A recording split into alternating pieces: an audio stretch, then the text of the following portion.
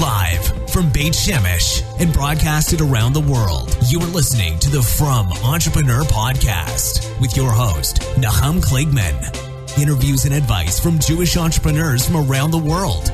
Listen, learn, be Matzliach. Welcome to the Frum Entrepreneur, episode 17. And today I am happy to interview Meir Goodman from Patient Communicator. Patient Communicator is an application that allows doctors and medical professionals to communicate with their patients. It's really an exciting venture. I'm hearing such amazing things about it, and I'm very proud to have Meir on board. Meir?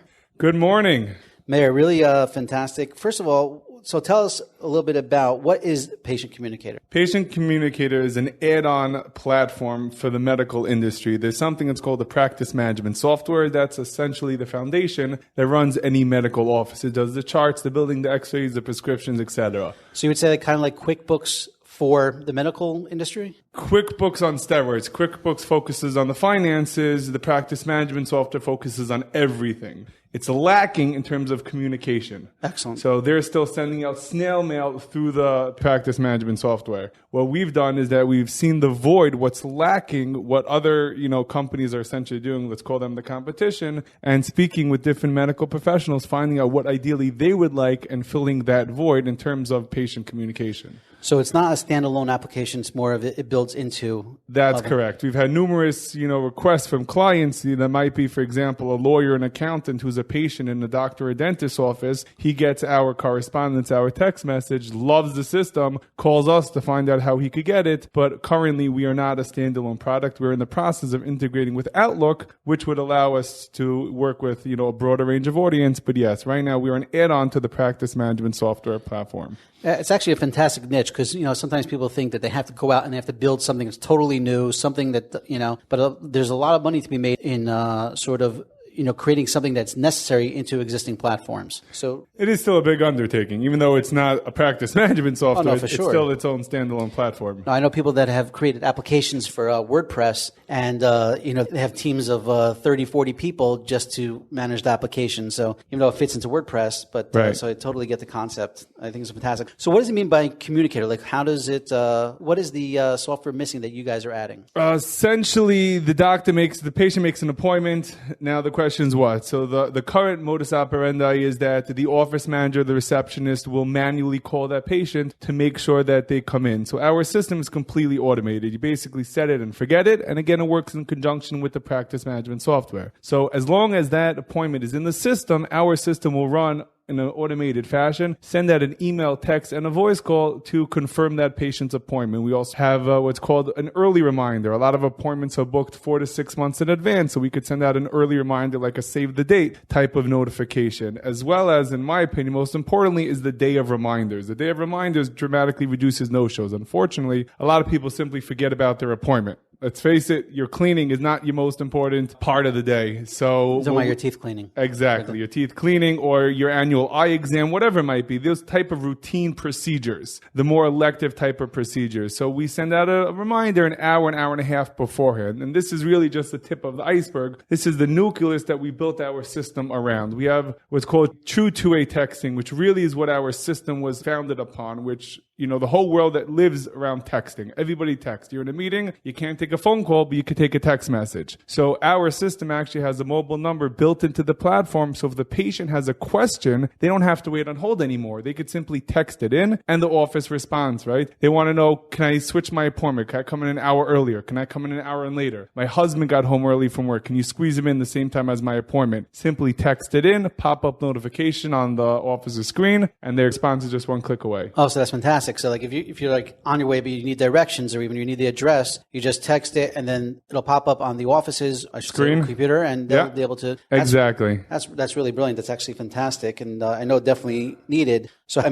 guess the technology aspect and being able to integrate text messaging into a computer It's proprietary technology. We're the only system. It's not everybody offers text messaging. Nobody offers it the way we do it. There's something that's called shortcode on the market, which people might be familiar when they get a text message from 33-282. That's marketing. It's a one-way type of system that Walgreens might tell you your prescription's ready, whatever it might be. Could get a message from who knows what, but you can't respond to that. We actually have a mobile number that's local for every single office built into our platform. That facilitates the true two-way texting. That number is stagnant for every single office. And that's amazing. And does it just show up on one computer, or can it show up on multiple computers? Show up on any computer mobile that they devices. Want. You can show up on a phone. Correct. Everywhere that they want. And then you could just text back. So to speak, click a button, you text back. We even have a conversation view, just like on any smartphone, which shows what was sent, what was received, with different colors and a timestamp. So you could have multiple staff managing the conversation at the same time. That's really fantastic. So tell me, first of all, before we get delving deeper, which I definitely want to do, why don't you tell us a little bit about yourself, where you grew up, where you're from? I grew up in Hillcrest in Queens, New York. I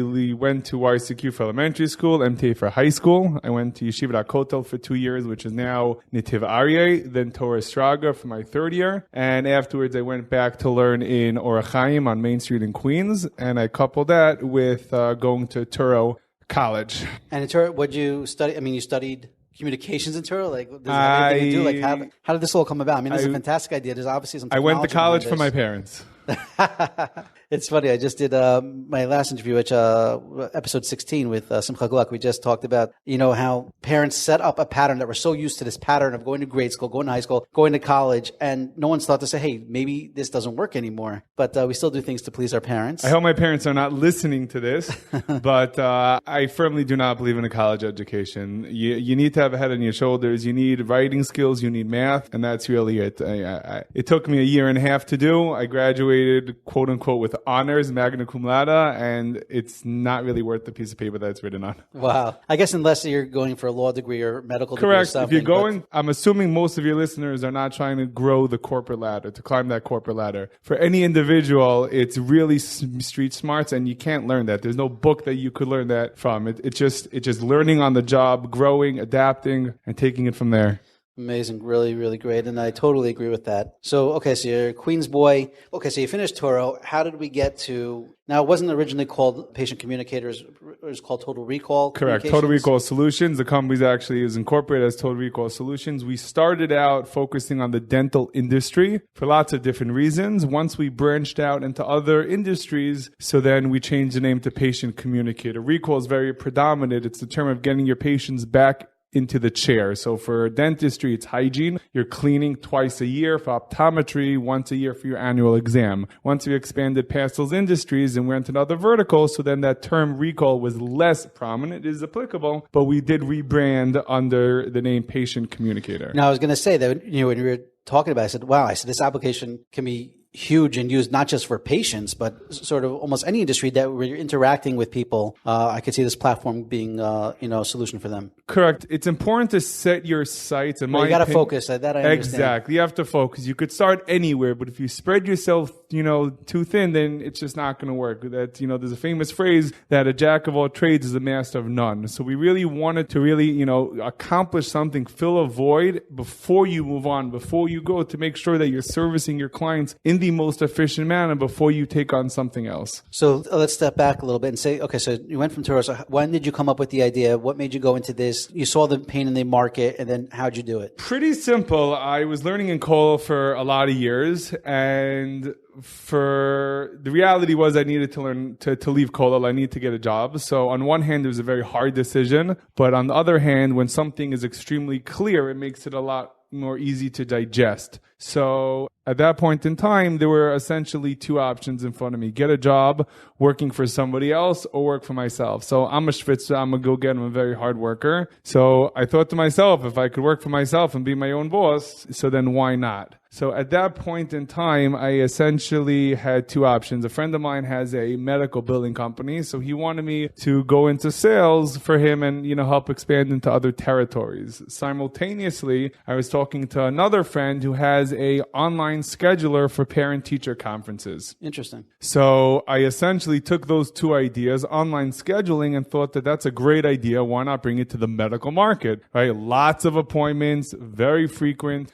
lack of efficiency in the current operation, and take it from there. So I started speaking to people, speaking to a lot of doctors, speaking to a lot of dentists, finding out, what their thoughts are. In my opinion, it's very, very important to do market research. Just because you think something is a great idea does not necessarily mean that the market is going to agree with you. So before you start and really, roll up your sleeves and invest a lot of time and money, market research, in my opinion, is absolutely critical. So I did a lot of market research, and the response was, we want a text. The current offerings did not have that. As I mentioned to you before, and there's a one-way communication platform. Right. They want a text. The concept is we want to communicate with our patients just like our friends and family. And that's what we delivered on. So when we entered the market, we entered very, very late in the game. There are companies that were around for 8-10 years way before us, major players backed by multi-billion-dollar corporations. But that didn't scare us off, because if you know what you're trying to accomplish, if you could deliver a product that people want, even if they're bigger, badder people in the room, you're still going to be able to be successful if you could service them appropriately.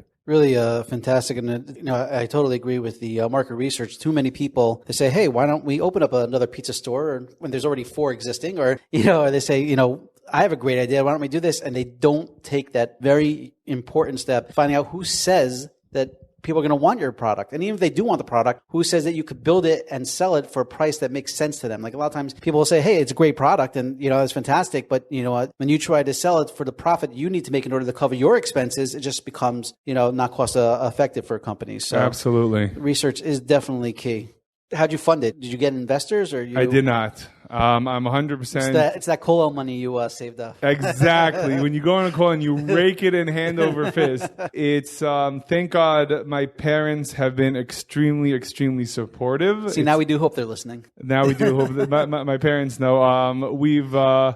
I can't speak for other people. I could speak for myself. We've had offers from day one from people to invest into the company, to buy, 1%, 2% of the company. We've had offers to buy a majority share in the company. We've had offers to buy the entire company. And being the decision maker, being the sole owner of the company, I think that's led to a lot of success, because we're dealing with very large companies. Companies a lot larger than us. And if there's a board, if there's a bureaucracy behind that, because money comes at a cost. When you take on VC, when you take on angels, so you have to report to them. You're not your own boss. You have to answer to them. You have to do a lot of times things that you wouldn't normally do if it was up to you. But at the end of the day, they're calling the shots because they're the ones that funded it, and it's their money that's on the line. So by turning that down from day one and sacrificing, and it's not easy. I was saying, it must have been tempting. Someone's coming and saying, hey, I'll put X amount of dollars in your bank account. And it's sort of, you feel, hey, you get that nice chunk of change now. It's very hard to resist that.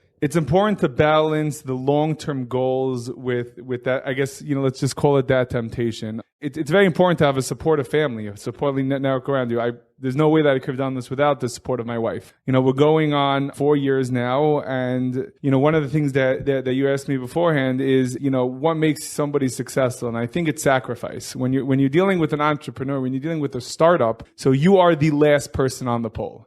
Everybody comes before you. And if you're not willing to make that sacrifice, if you're not willing to push that off for the greater good, so then you're not going to be successful. All your employees come before you. Every single person in the company comes before you. You have those bills to pay. You're the last one. So if you're the type... Even Motti? Even Motti. So if you're the type of person that wants that instant gratification, that immediate result, I don't suggest starting your own business. Incredible. Really, really important stuff. I mean, you're really hitting some important notes for entrepreneurs. And I just want to reiterate to what you had just said about not taking, when you don't take other people's money, you get to make the decisions. No one else gets to tell you what to do. You don't always have to be looking over your shoulder and trying to please everybody. And, that's important, because a lot of times people are tempted by taking the big investment, but then, you are meshubed to other people. So hanging on and holding out, and it also comes to not just taking money, but when it comes to taking a co-founder, these are all important points to remember. But it's a balancing act. Sometimes that comes with certain things. There's, for lack of a better term, there's dumb money and there's smart money. If somebody's willing to, roll up their sleeves, get into the trenches with you, open up doors for you, that's a whole different story. Sure. So it's a matter of looking at the big picture. I don't think there's, it's a black and and white line that you could say take or not take. Everybody on their own has to analyze the pros and the cons. And what is, not everybody has access, to the funds that I quote unquote had. So it's important. And,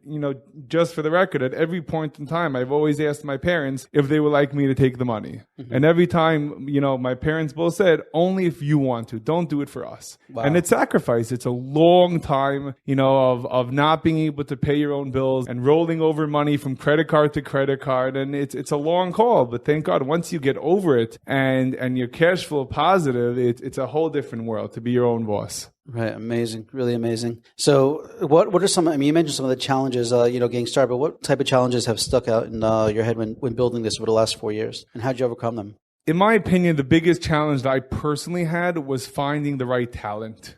You could have the best idea, but if you don't have people to help you execute it, so then essentially you're a one-man operation. And it happens to be in the high-tech world that I live in with zero programming background, it's extremely important to have proper talent. So it's rough. It's really rough. Did you outsource it first, the technology? I don't outsource anything. So from day one, you had From day one, I decided that everything is going to be in-house, because if it's in-house, you could control it. Mm-hmm. If you outsource something, you're dependent on circumstances that are out of your control. And when you're responsible for your product, when you're responsible for the clients and you can't deliver, they're not going to want to know, oh, it's because somebody else is this. It's your name that's on the line. And the only way that I could protect my name, my reputation, is by owning the resources. That's a very good point, because it's I guess the old story of being penny wise but pound foolish. Trying to save a few bucks by going over to India or anybody who's listening, stay away, stay away. So it's hard. I almost threw in the towel. We went when I first started the company. It was 6 months that a lot of development time, a tremendous amount of money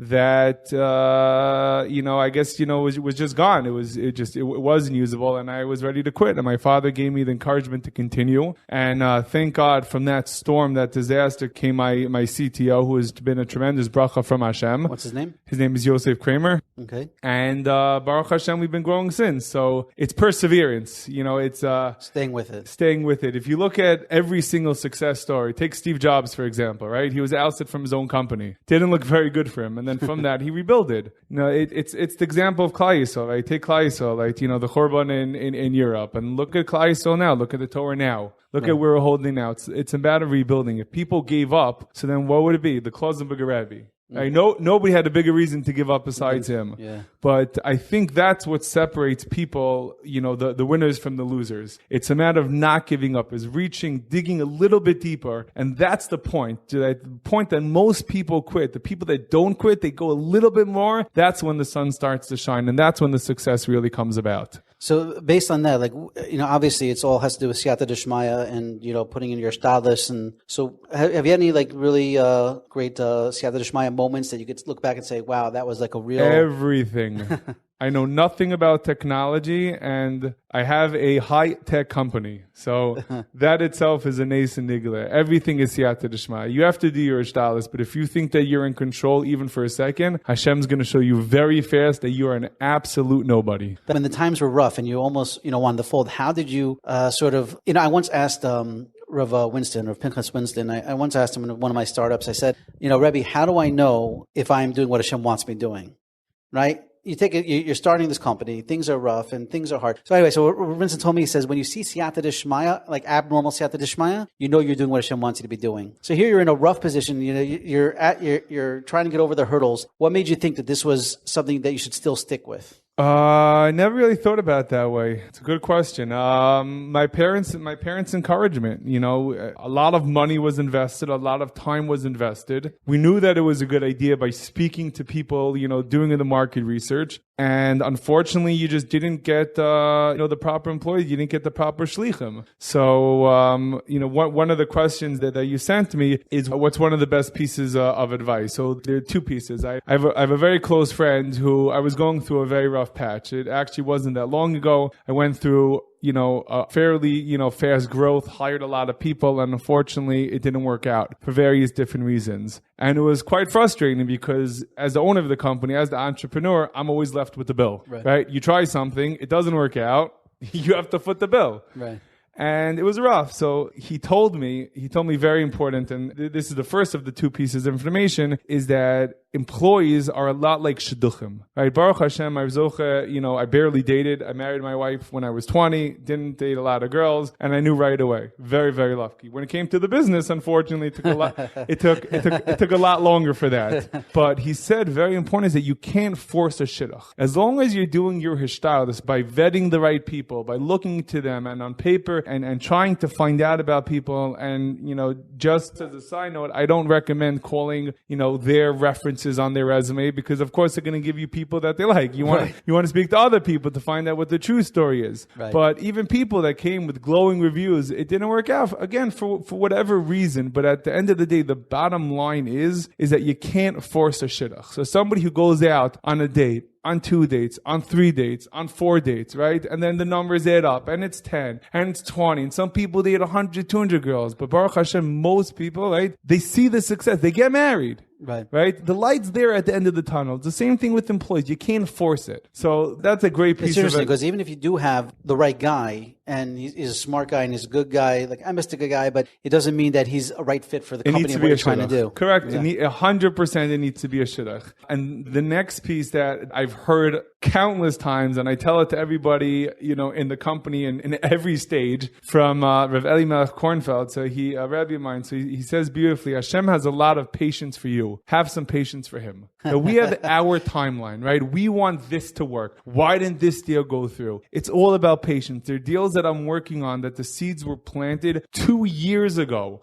And the payrolls are starting to grow now. So if you think that you expect, that the results are going to happen overnight, then you're living in a dream world. You have to plan long-term. It's a long-term strategy. It's a long-term growth. And in order to do that, you have to manage appropriately. Cash is key. People burn through cash, and then when they need it, it's not there. So you have to be very frugal. You have to be very smart with it. There's, the famous mashal, and Chavos Halavova says you have the farmer. The farmer plants his seed, right? And he's watering the seed and nothing's coming. He's getting all frustrated. So what happens? He digs it up. Right? And by digging it up, he ruined everything. What does he see when he digs it up? The seed rotted. Right? But that's the process that Hashem created. Right before it blooms, right before it takes root, it rots. So you're taking something that's nice, something that's expensive, you plant it, you throw it into the dirt, it rots, but right afterwards, that's when it blossoms, that's when it flourishes. So if you don't have that patience, if you ripped up that seed too early, you're just throwing everything down the tube. So you have to have patience. You can't expect results overnight. Wow, it's amazing advice, and I love that Hashem has patience for us. I think that's. I say it's so true.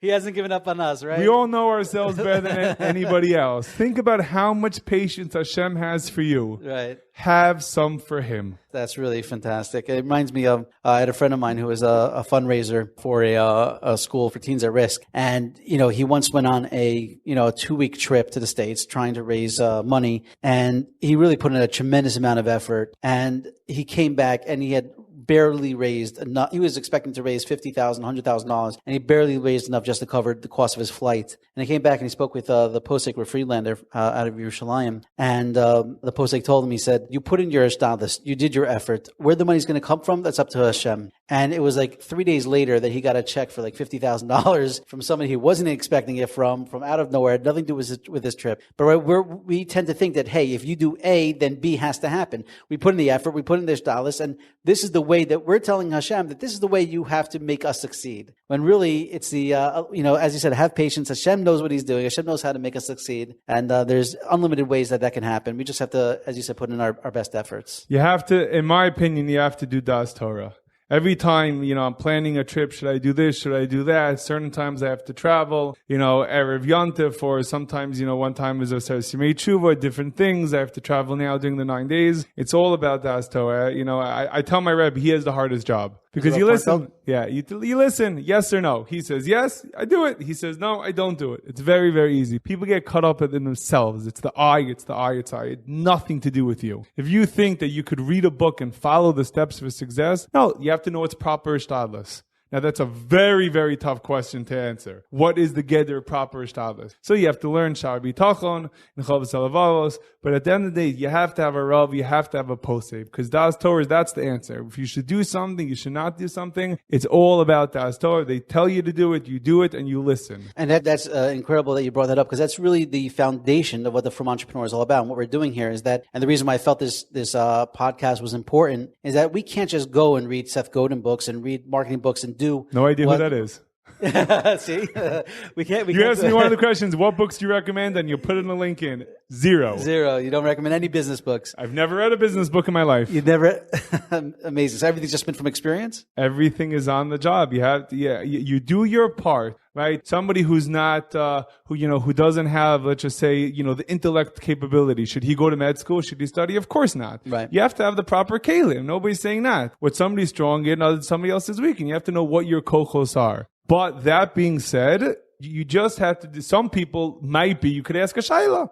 You could ask your Rav, should I read this book? Should I read that book? This and the other. But to me, you have a Rav, right? The famous story of the Chazon Ish, right? The Chazon Ish mapped out how to do a certain surgery. Right. He never read a medical book in his life. But no, Histako Baraisu Barama. Kadosh Baruch Hu created the world as a blueprint from the Torah. The Chazon Ish knew Kol Torah Kula. So he was able to tell them exactly what to do based on the Torah. So people think, you have to have this psychology degree and that psychology degree and all these different things. Rebbe of mine who I'm close to, Mordechai Finkelman, the Mashgiach in Ohr Hachaim, so he's Osik B'Shalom Bayis Yomam V'Layla. He doesn't have degrees. He didn't go to this school or that school, and you look at any magazine today, I'm not trying to knock down people, but it's, these Rashi tables after their name and that Rashi tables, and he has so many marriages that are Baruch Hashem thriving because of him. And how does he know it? Because he's a Rav. He knows Torah. The Torah gives you everything that you need. It's not that you have to go to this school and that book. And if I don't have this education, I'm not going to succeed. And I need to have an MBA. And I need to go to that school. Fakir. What does Hashem want for you? If you could do it in a Frum environment, right? This is called the Frum Entrepreneur. What's the Frum Entrepreneur in my opinion? Yeah. You live your entire life al pi Torah. That's everything. It's not that you have your home and then you have your work, and they're two separate things. Baruch Hashem, I'm zocheh to work in a Frum environment. Every single person in my office is Frum. That you don't have to worry about anything like that. The Frum Entrepreneur is every single aspect of your life, and it's a Torah shkafa. It's not what you think. What do I need to do? What does this person need to do? No. You have to have a Rav. That Rav gives you the clarity that you need. What does Hashem want from you? So as I said, I do think that there is what to gain from secular business books, but we can't take it as, hey, if you do X, Y, and Z, it's going to work, because you could do everything that they say out there and everything that's succeeded for other people, but we run on a different rhythm, right? We could be working hard and have a great idea and get the right team together. And Hashem says, you know what? I don't want to succeed for whatever reasons, right? It's not going to matter. It's not a matter of the education, as you say. But that education needs to be kosher, in my opinion. Of course. I remember when I was in Touro, I had a complaint about a marketing textbook, right? Touro is supposed to be a nice Hamish environment, right? And marketing generally is not. So, I complained to the dean about it. So if somebody's going to go, with that cycle, it could be great, but you have to make sure that you're doing it. Is that Ratzon Hashem? If something is in, not kosher, if something has unsneezed pictures in it, is that what Hashem wants you to be reading? Right. I don't know. I'm just thinking out loud. I'm not a Rav. I'm not a posek.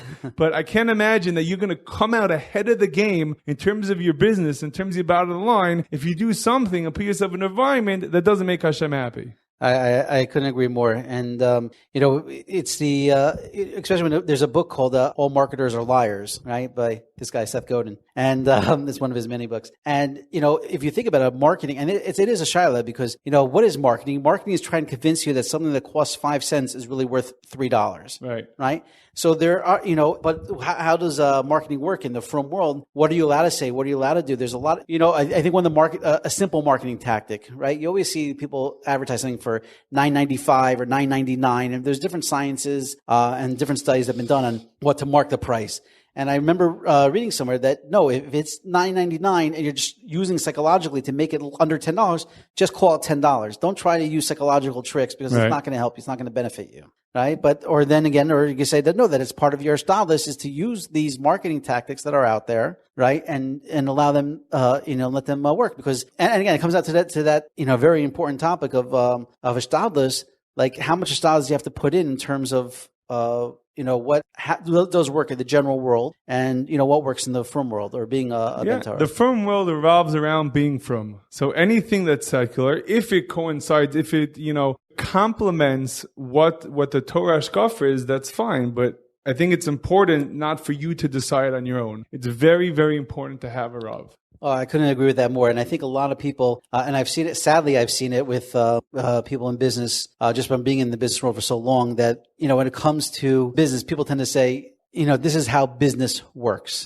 This is how business is done. And it's like, but it goes against halacha. It goes against, like, I was involved with a company recently. I had investors, and they broke their contract with us, and they held back their investment, even though they weren't allowed to. And but even before that, they refused to give us money to pay employees they knew about and people that we hired to do work, and they refused to give us the money to pay them. And the employees are coming to us, and one of them is not Jewish. One of them was Jewish, but was not from. And they're saying, why are you not paying us? We did this work. We signed an agreement with us. And we tried going back to investors who had plenty of money. I mean, there wasn't a money issue. They were, individually, they were worth millions of dollars. And they just said, well, we were cutting your funding because of X, Y, and Z. And I said, but you still have to pay these people. And I was like, what happened to the halachas? You have to pay somebody on time. And it's just, when it comes to business, people tend to throw it out and say, this is not the way business is done. And sadly, there are many cases of that. But, ultimately, you think you're succeeding, but you're really not. And we also have to be very careful of making a chil Hashem. That's for sure.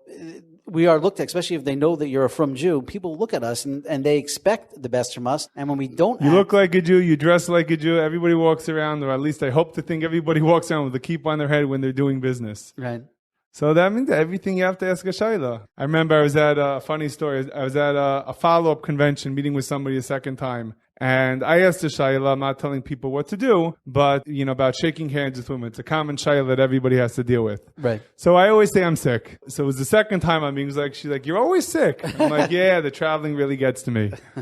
So yeah, I'm not a posik. I'm the farthest thing from posik, but everybody needs to have, you need to, in every single aspect that, I just heard a shir from Rav Gamliel Rabinovich from Yerushalayim. And he says that, what does it mean to be a yid? It's halacha, every single aspect. He's talking about, you can't do tshuva unless you did something wrong. He's talking about, learning the kitzur Shulchan Aruch. Every single aspect. It's not just what you eat, it's how you dress, it's what you dress, which shoe you put on first. And kol shekain when it comes to business, right? Achamei v'esim shana. Do you want a dollar or a cent, a penny that's owed to that you owe somebody? Achamei v'esrim. Right. Chas v'sham. You think that you're making a few bucks here in the long term? You're gonna have to pay it back. That is the truth. That is the truth. You're never going to gain by doing wrong. And sometimes we get too caught up to going after the goyim and how they conduct and run their businesses, and we just assume that that's okay and that's common practice, and it's really not. And they always look at you as a Jew. That's what's important to know. Right.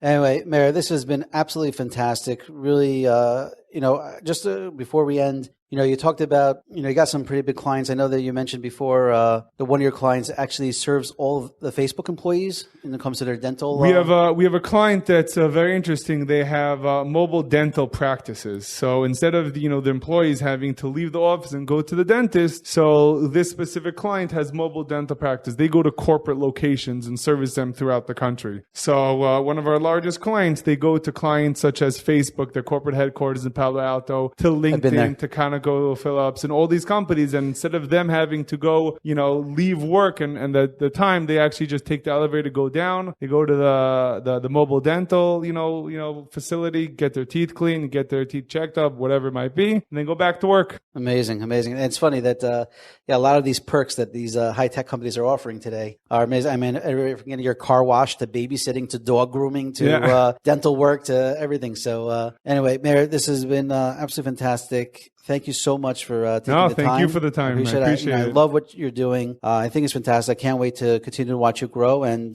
continue to be matzliach. Thank you. Thank you for listening to the Frum Entrepreneur Podcast with Nachum Kligman. We hope you learned something valuable and will share this with your friends. For show notes, archives of previous episodes, and more information to help you start and grow your business, please visit